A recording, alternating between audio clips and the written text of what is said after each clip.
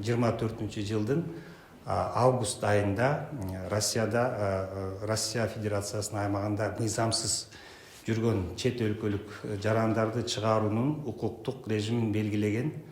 Ошондой эле чет өлкөлүк жарандардын Россия Федерациясынын аймагында убактылуу болуу мөөнөтүн кыскарткан федералдык мыйзамга кол коюлган.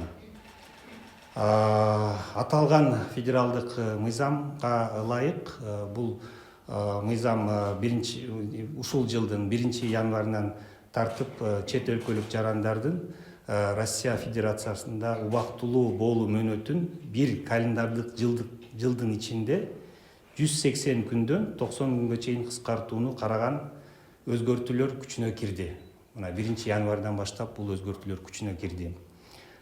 Бул ченемдер Россия Федерациясында болууга уруксат берүүчү документтери жок.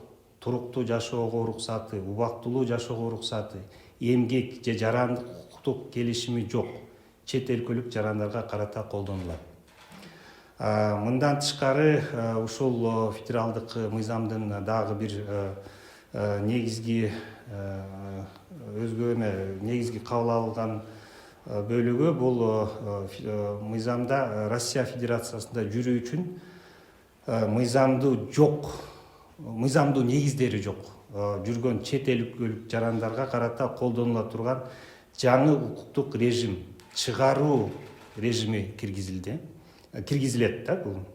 Эгерде чыгаруу режими колдонулса, чет өлкөлүк жаран контролдонуучу адамдардын тиешелүү реестрине көзөмөлгө алынган адам катары киргизилет. Көрсөтүлгөн реестрге киргизилген учурдан тартып контролдонуучу адамга төмөнгүдөй чектөө чаралары колдонулат.